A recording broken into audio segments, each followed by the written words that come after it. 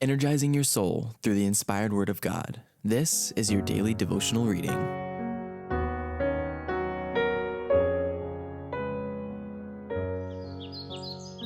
This Day with God, a devotional by Ellen White, March 9th. Follow the directions. Day by day, and with each passing moment, strength I find to meet my trials here, trusting in my Father's wise bestowment. I've no cause for worry or for fear. He whose heart is kind beyond all measure gives unto each day what he deems best.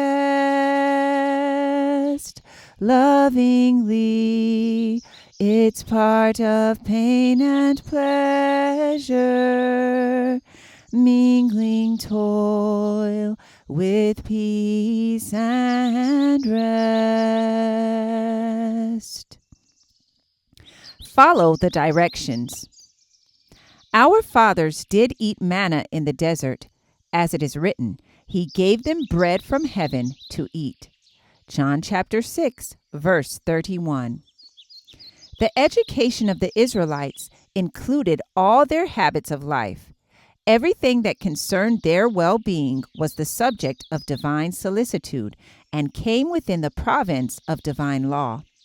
It was because the Lord desired to make them His representatives that He provided them with a special bill of fare. They were placed under careful restrictions in regard to their diet. The use of flesh food was almost entirely prohibited. The people were to be holy, and the Lord knew that the use of flesh meat would be a hindrance to their advancement in spiritual life. By a miracle of mercy, He fed them with the bread of heaven. The food provided for them was of a nature to promote physical, mental, and moral strength, and the wisdom of God's choice for them was vindicated in a manner that they could not gainsay. Notwithstanding the hardships of their wilderness life, there was not a feeble one in all their tribes. If the Israelites had been given the diet to which they had been accustomed while in Egypt, they would have exhibited the unmanageable spirit that the world is exhibiting today.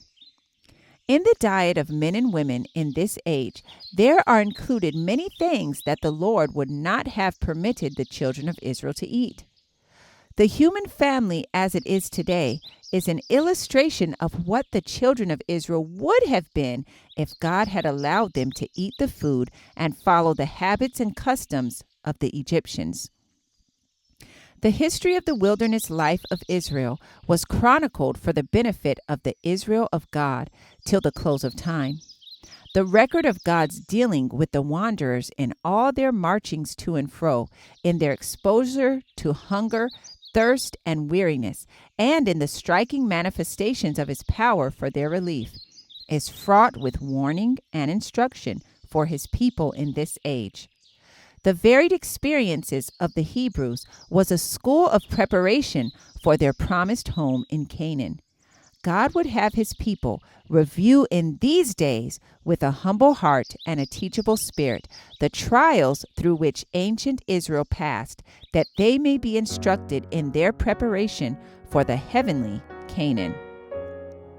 This Day with God, March 9th.